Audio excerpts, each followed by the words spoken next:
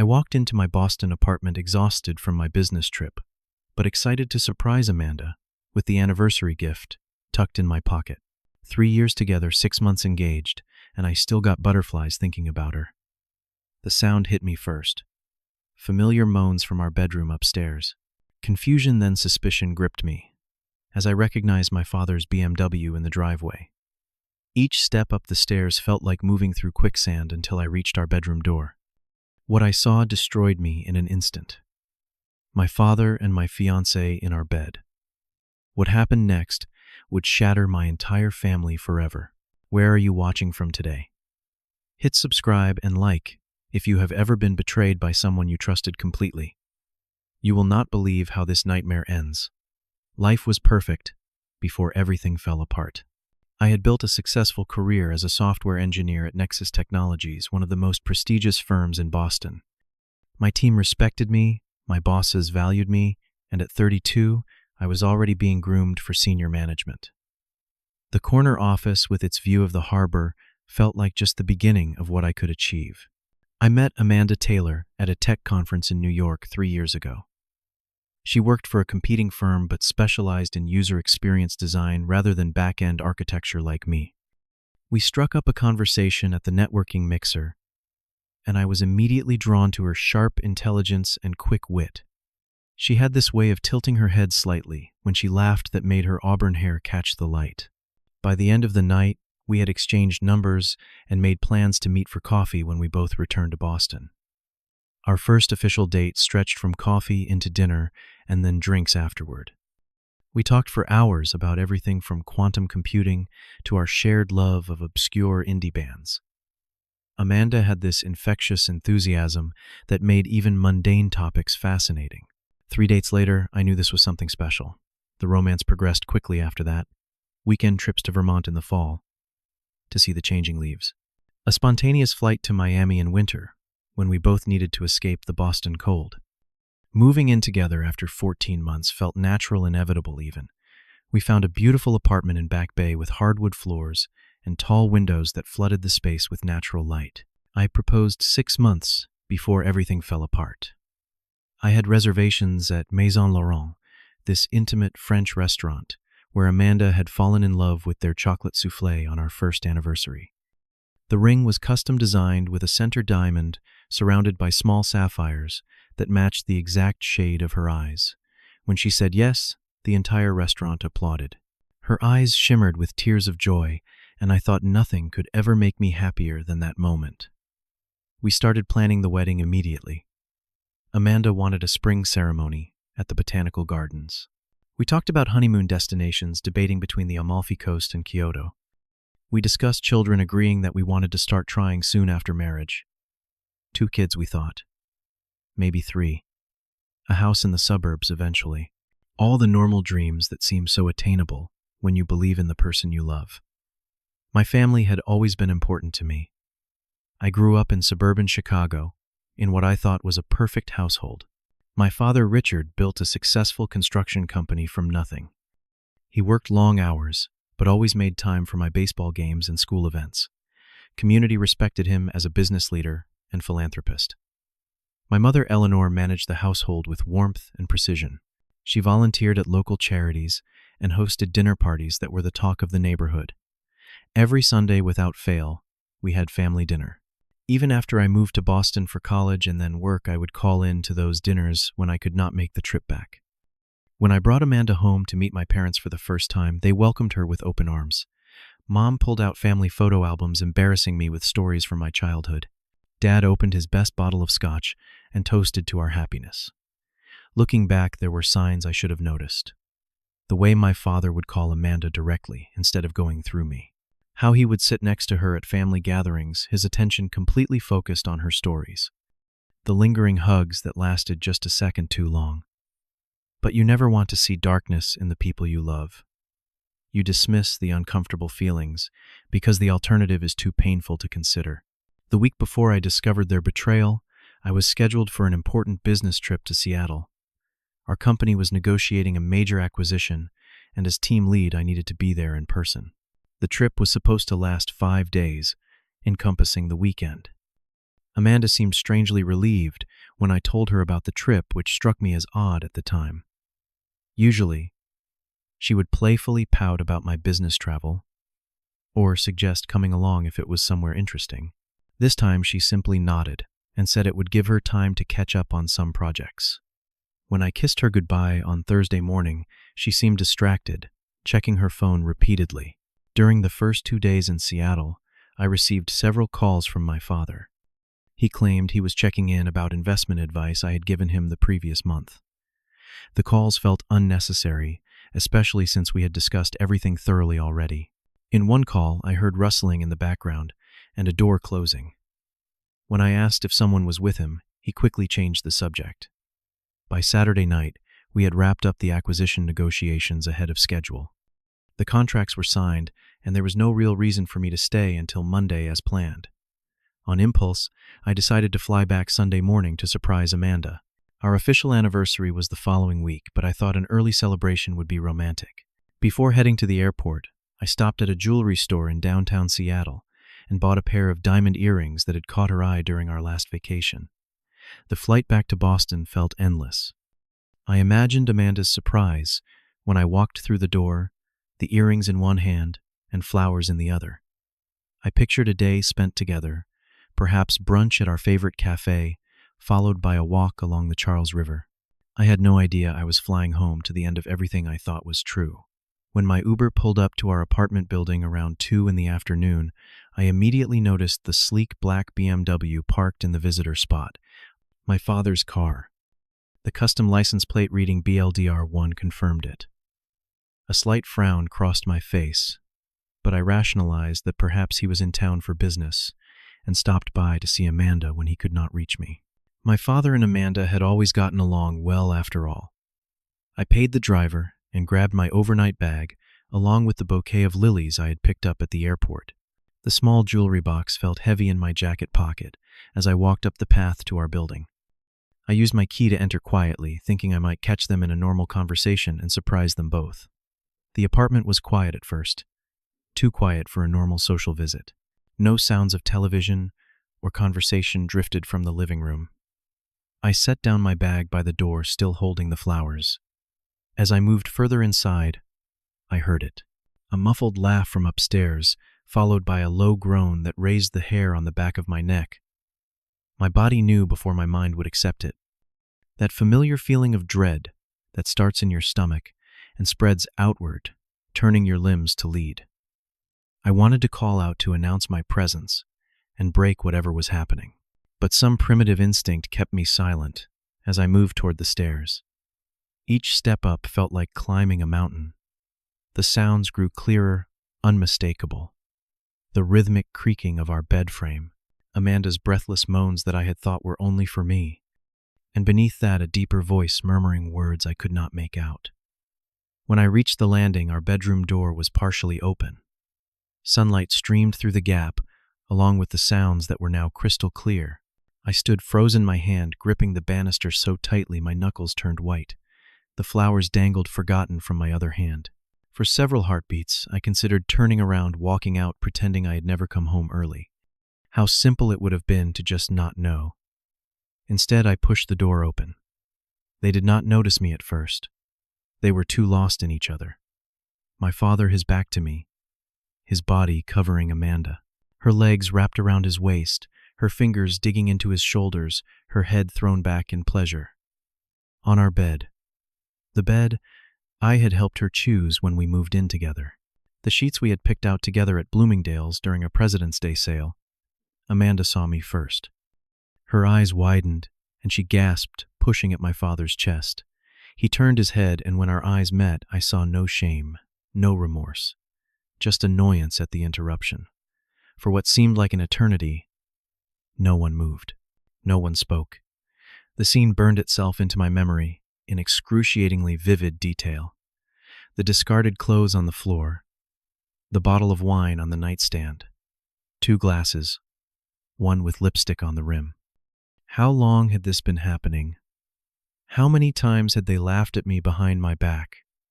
Amanda broke the silence, scrambling to cover herself with the sheet. Harrison, you were supposed to be in Seattle. I can explain. This is not what it looks like. Not what it looks like. The most pathetic cliché in the history of being caught. My father slowly rolled off her, reaching for his boxers on the floor with no apparent urgency. His casualness was perhaps the most infuriating part. Son, you need to calm down. These things happen. We did not plan for this to develop, but sometimes attraction cannot be denied. Something snapped inside me at those words. The flowers dropped from my hand petals, scattering across the hardwood floor. The jewelry box dug into my palm as my hand clenched into a fist inside my pocket. All the shock and disbelief crystallized into pure rage in an instant. I lunged at my father before he could stand up straight. My first punch caught him directly in the jaw, snapping his head back. He staggered against the dresser, knocking over a framed photo of Amanda and me on our engagement day. The sound of shattering glass was oddly satisfying. "Harrison, stop," Amanda screamed, clutching the sheet around her body. I ignored her, focusing all my fury on the man who had raised me, taught me to be honorable, and then betrayed me in the worst possible way. My father recovered quickly, blocking my next punch and shoving me back. Despite being in his 50s, he was still strong from years of construction work before moving to management. "You have lost your mind," he growled, wiping blood from his lip. This is not how a rational adult handles conflict. His condescension only fueled my rage. I charged again, tackling him into the wall. Picture frames crashed down around us as we grappled. I landed several more punches to his ribs and face. He fought back, catching me with an elbow to the temple that made my vision blur momentarily. Amanda kept screaming, alternating between begging us to stop and threatening to call the police. She grabbed her clothes and started dressing frantically while we continued to fight. The battle moved from the bedroom into the hallway as we crashed against walls and knocked over the small decorative table that held a vase of dried flowers. My father was bleeding from his nose and a cut above his eye, but he managed to land a solid punch to my stomach that doubled me over momentarily. 29 years, I gasped, straightening up. 29 years I looked up to you, respected you, wanted to be like you, and this is what you really are. He wiped blood from his face with the back of his hand. You would not understand. Your mother and I have not connected in years. Amanda and I share something special. That was enough to send me into a final frenzy. I slammed him against the wall, forearm pressed against his throat. "Get out of my house. Now. Both of you." Amanda appeared in the hallway, fully dressed, but disheveled. "Harrison, please, can we talk about this? It was a mistake. I never meant to hurt you." I released my father and turned to her, pulling the jewelry box from my pocket and flinging it at her feet. 3 years. Was any of it real? Was our entire relationship just a game to you? Her face crumpled, tears streaming down her cheeks. Of course it was real. I love you. This just happened. Richard made me feel special when you were always working late. Get your things and get out. I said, my voice deadly calm now. You have 10 minutes. Whatever is left after that goes in the trash. My father had slunk back to the bedroom to finish dressing. When he emerged, his arrogance had faded, somewhat replaced by a wariness, as he assessed the damage to his face. You will regret this, Harrison, he said quietly. When you calm down, you will see that this reaction is completely disproportionate. I laughed, a hollow sound devoid of humor. Disproportionate. You slept with my fiancé in my bed. Consider yourself lucky I am not pressing charges for breaking and entering. Amanda invited me, he replied smugly. Nothing illegal about that. I moved toward him again, and he quickly backed toward the stairs. This is not over, he warned. And your mother will be devastated when she hears how you attacked me. Get out before I throw you out, I snarled. While Amanda gathered some of her clothes and essentials, I stood in the living room shaking with adrenaline and rage. When she tried to approach me, suitcase in hand, I turned away. Harrison, please. We can work through this. Couples therapy, anything. I made a terrible mistake, but our relationship is worth fighting for. Was he worth it? I asked, still not looking at her. Was destroying everything we built worth whatever cheap thrill you got from sleeping with my father? She had no answer for that. With one last tearful glance, she walked out the door. My father waited for her by his car, his posture stiff with pain from our fight. As they drove away, I stood in the doorway watching a strange numbness beginning to replace the anger. Back inside, I methodically began destroying every trace of Amanda. I took the engagement ring she had left on the bathroom counter and flushed it down the toilet. I gathered all our photos and dumped them in the kitchen sink, setting them on fire and watching as the flames turned our memories to ash. I opened a bottle of bourbon and drank straight from it as I moved through the apartment, erasing her presence. In her dresser, I found a stack of hotel receipts hidden beneath her lingerie. The dates aligned perfectly with evenings I had worked late or traveled for business. 3 months. Their affair had been going on for 3 months, at least a dozen encounters documented in neat paper trails. Her phone had synchronized with our shared tablet. When I checked the message history, I found hundreds of texts between them going back nearly 4 months. Pet names, explicit photos, plans for their encounters. My father asking if I suspected anything. Amanda reassuring him that I was clueless, too wrapped up in my work to notice. One message from my father stood out. When will you tell him? We cannot keep this hidden forever. Her response. After the wedding. The prenup will be better if he does not suspect anything. They had not only betrayed me, but planned to continue the deception through our marriage, potentially setting up a more lucrative divorce settlement. The calculated nature of their betrayal cut deeper than the physical infidelity itself.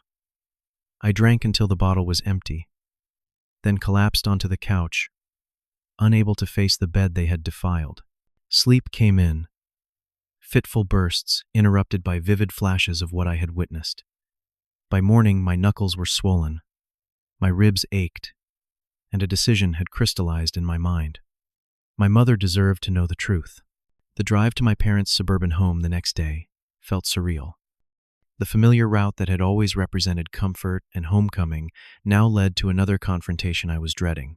My father's BMW was noticeably absent from the driveway when I arrived, which gave me a momentary sense of relief. I needed to speak with my mother alone first. The modest 2-story colonial, with its perfectly maintained lawn and flower beds, looked exactly the same as it always had. How strange that the exterior could remain unchanged, while everything it represented had been corrupted. I sat in my car for several minutes, gathering my courage, rehearsing what I would say. When I finally rang the doorbell, my mother answered with her usual warm smile. Eleanor Davis had always been the picture of suburban elegance.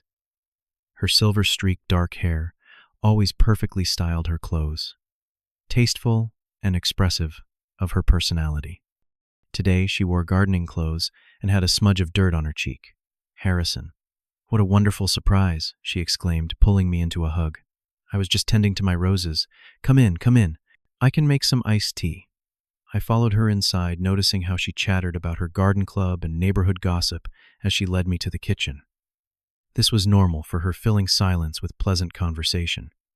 But today, I detected an underlying tension in her voice, a slight tremble in her hands as she filled glasses with ice. Mom, I said gently, interrupting her description of the neighborhood association meeting. I need to talk to you about something serious. Something difficult. Her movements slowed as she set the pitcher down. Is everything all right with the wedding plans? Amanda has not been returning my calls about the flower arrangements. The mention of Amanda's name made my stomach clench. There is not going to be a wedding, Mom. Amanda and I are over. Her hand flew to her chest. What?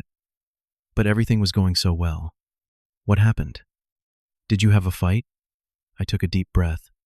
Mom, yesterday I caught Amanda in our bed with another man. She gasped, genuine shock, crossing her features. Oh, Harrison, that is terrible. I am so sorry. For a moment I felt relief at her sympathy, but I had to tell her the whole truth. Mom, it was Dad.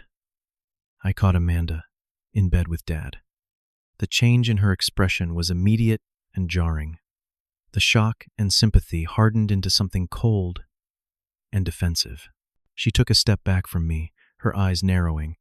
That is absolutely ridiculous. How dare you make such an accusation? Mom, I saw them with my own eyes. In my bed. I came home early from Seattle. She shook her head vigorously. No, you must be mistaken. Your father would never do such a thing. Never. I wish I was mistaken. But it happened. Ask him yourself. Look at his face. We got into a fight. A flash of recognition crossed her features. My father must have returned home with visible injuries and offered some explanation. So it was you, she said quietly. Then, with growing anger, your father came home last night with a black eye and split lip, claiming he had been mugged after a business meeting. You attacked your own father. After I found him having sex with my fiancée, I clarified frustration building. What did you expect me to do? Shake his hand. My mother's face had transformed completely. The warm, nurturing woman I had known my entire life was gone, replaced by someone defensive and hostile. Your father called me this morning. He told me you might come here with wild accusations. He said you have been unstable lately, working too hard, drinking too much. He was worried about your mental state. The revelation that my father had preemptively poisoned my mother against me felt like another betrayal, and you believed him. Just like that, Harrison, your father said you have been making inappropriate advances toward Amanda for months. That she confided in him because she did not know how to handle it without breaking off the engagement. He was counseling her yesterday when you burst in already drunk and began attacking him in a jealous rage. I stared at my mother in disbelief. The story was so ludicrous, so completely backward, that I could not comprehend how she could possibly believe it. Yet her expression showed no doubt, no willingness to consider my version of events. That is completely insane, I said, my voice rising despite my efforts to stay calm. Amanda and I were engaged. We lived together. Why would I need to make advances? They have been having an affair behind my back for months. I have proof. What proof? She challenged. Hotel receipts. Text messages. Ask Amanda yourself if you do not believe me. My mother folded her arms across her chest. I already spoke with Amanda this morning. She was absolutely distraught. She confirmed everything your father told me. Said you have become controlling and paranoid. That you invented this affair to justify your abusive behavior. The coordination of their lies stunned me into momentary silence. They had not only betrayed me, but conspired to paint me as the villain. And my own mother had accepted their version without question. Mom, why would I make this up? Why would I end my engagement and attack Dad over nothing? Think about it. Does that make any sense? What makes sense, she said coldly, is that you have always been jealous of your father's success, always felt you had something to prove. And when things were not perfect in your relationship, you could not handle it and needed someone to blame. Her words struck like physical blows. Not only did she not believe me, but she was using my childhood insecurities against me. I had occasionally struggled with feeling I could never measure up to my father's achievements, something I had confided in her during vulnerable moments. You have always seen Dad as perfect, I said quietly. Even when he worked late nights and missed your anniversary, even when he forgot your birthday 3 years in a row, you always made excuses for him. Do not try to deflect this onto me, she snapped. I think you should leave Harrison, and I think you should consider getting professional help. This paranoid delusion about your father is deeply disturbing. I stood up slowly, a profound sadness replacing my anger. He has manipulated you for years, Mom. And now he has manipulated you against your own son. I feel sorry for you. Her eyes flashed. Get out of my house. Do not come back until you are ready to apologize to your father and get the help you clearly need. As I walked to the door, she called after me. And Harrison, do not contact your father. He is considering a restraining order after your violent outburst. Consider this your only warning. I turned back one last time. 30 years, Mom. 30 years I have been your son, and you choose to believe him after one phone call. Think about what that says. I walked out of my childhood home knowing I might never return. The double betrayal of my fiancé and father was crushing, but my mother's refusal to even consider my side cut deepest of all. In the space of 24 hours, I had lost my entire family and my future. The next 3 months passed in a fog of isolation and pain. I took a leave of absence from work, unable to focus on code or attend meetings with a convincing facade of normalcy. I moved out of the apartment that held too many memories and found a small place across town. The lease manager did not ask questions when I paid 6 months up front. I blocked all contact from my family, changed my phone number, deleted social media accounts. Amanda tried reaching me through mutual friends, claiming she wanted to explain that things were not what they seemed. I instructed everyone to tell her exactly what I had seen with my own eyes and that no explanation could change it. My father sent a formal letter through his attorney threatening legal action for the physical assault if I made any defamatory claims about him to family, friends, or business associates. I forwarded it to my own lawyer without response. Only one friend stuck by me through the darkest period. James had been my roommate in college and knew me better than almost anyone. He never questioned my account, never suggested I might be overreacting. He checked in daily, brought food when I could not bring myself to leave the apartment, and eventually convinced me to start seeing a therapist. The therapy helped gradually. Dr. Winters specialized in trauma and betrayal. She helped me understand that my mother's reaction, while painful, was a common defensive mechanism. Some people, when faced with evidence that would shatter their worldview, will reject the evidence rather than adjust their perception of reality.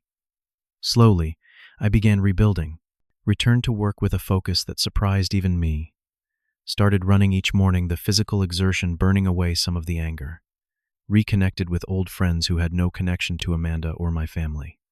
And then 3 months after everything fell apart, I received an anonymous email with an attached image file. When I opened it, I found an ultrasound picture. No message accompanied it, but I did not need one to understand what it meant. A mutual friend confirmed the news a few days later. Amanda was pregnant. A DNA test, which my father apparently took voluntarily with great confidence, confirmed he was the biological father. The timeline aligned with their affair. My former fiancé was carrying my half-sibling. The news spread quickly through family social circles. My father's business partners learned of the scandal. Clients began pulling projects. The reputation he had spent decades building crumbled within weeks. And finally, my mother was forced to confront the truth she had been so desperate to deny. The first voicemail arrived on a Tuesday evening in October. I almost deleted it without listening when I saw Mom on the caller ID. But something made me hesitate, and I played it while sitting on my balcony watching the sun set over the Boston skyline. "Harrison, it is your mother. Please call me back. I need to speak with you. It is important." Her voice sounded thin, fragile, nothing like the angry woman who had thrown me out of her house. 6 more calls followed over the next 2 days, each message more desperate than the last. I let them all go to voicemail, not ready to reopen those wounds. On the 7th call, I finally heard the words I had been waiting for. "Harrison, I was wrong. I am so sorry. I should have believed you. Please call me back. I need to talk to you." Even then, I waited another day before responding.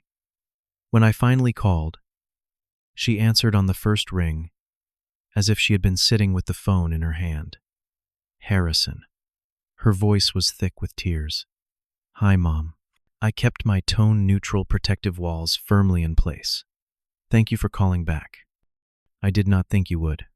"I almost did not," I admitted. There was a long pause before she spoke again. "I left your father. I filed for divorce last week. Despite everything, the news hit me harder than expected. My parents had been married for 35 years. I am sorry it came to that." "Do not be sorry," she said firmly. "I should have left years ago. I just did not want to see what was happening. It was easier to believe in the perfect life I thought we had. So you know everything now." She let out a shaky breath. "Amanda came to the house. She is showing now, almost 5 months along. She wanted to talk about arrangements for the baby. Your father was not home and I invited her in. She broke down, Harrison. told me everything, how it started, how long it had been going on. She showed me the texts. I closed my eyes, leaning back against the wall. Part of me felt vindicated, but another part just felt tired. "Why did you not believe me, Mom? I am your son." Her sob came through the phone clearly, because believing you meant accepting that my entire life was a lie, that the man I spent 35 years with was capable of such betrayal, that I had wasted my life with someone who never truly respected or loved me. It was easier to believe you were confused or mistaken. The raw honesty in her voice cracked something in my carefully constructed defenses. "He had affairs before, did not he?" "Yes," she whispered. There were signs over the years, unexplained late nights, business trips that seemed unnecessary, strange charges on credit card statements. I confronted him once about 15 years ago. He made me feel crazy for even asking, said I was being paranoid and insecure. After a while, I stopped questioning, stopped looking for evidence I did not want to find. We talked for nearly 2 hours. She told me about the divorce proceedings, how my father had initially tried to hide assets, but her lawyer had been thorough. How she had moved in with her sister temporarily. How former friends had taken sides, some supporting her, others believing my father's continued denials despite the pregnancy evidence. "Can we meet?" she asked eventually. "In person, I understand if you are not ready." I considered refusing. The pain she had caused by choosing his lies over my truth was still raw. But I also recognized the courage it took to call to admit she was wrong. "There is a cafe near the public garden," I said finally. "Tomorrow at noon." Our first meeting was awkward, tentative.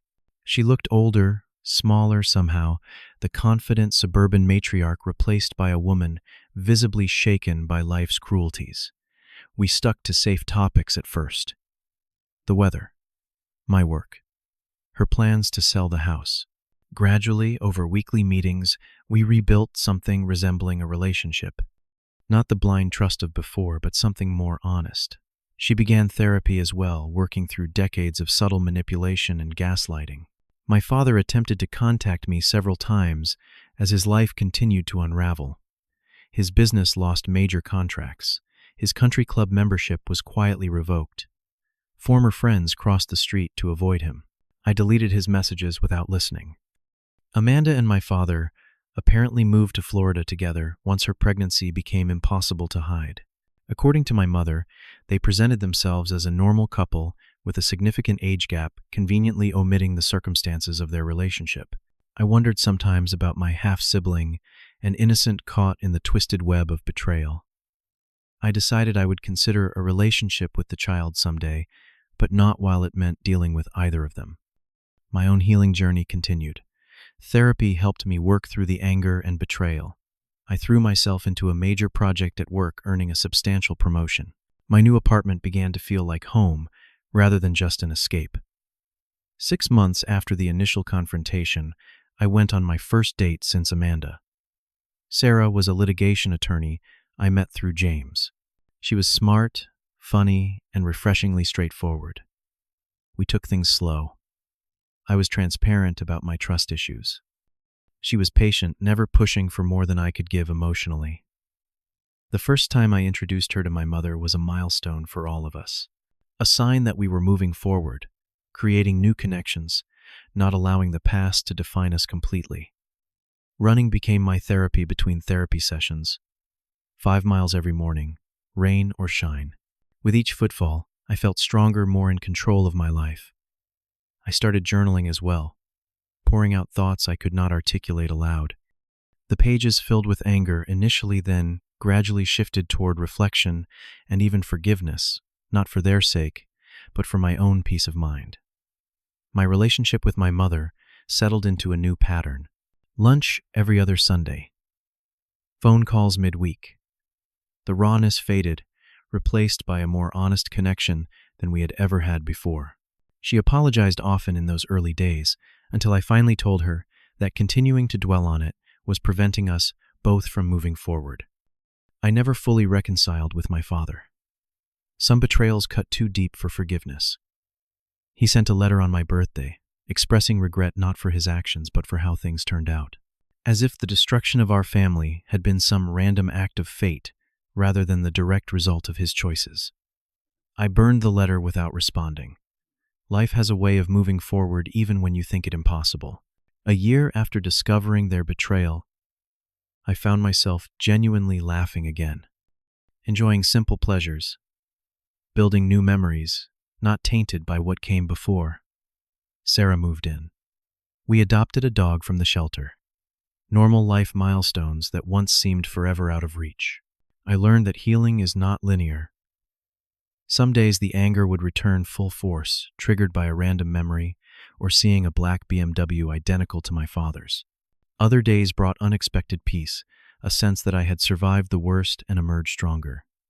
The most important lesson from this nightmare was learning who I could truly count on. Not the people who shared my DNA or made grand promises, but those who stood by me when everything fell apart. Who believed me when the truth seemed too painful to accept. Who showed up day after day without being asked. I also learned about my own resilience. That I could lose everything I thought defined me, every future plan and cherished relationship, and still find a way forward. Still build something meaningful from the ashes of what was destroyed. If you have experienced betrayal by those closest to you, know that the pain is real, but it does not have to be permanent. The people who hurt us do not deserve to keep hurting us through our memories of them.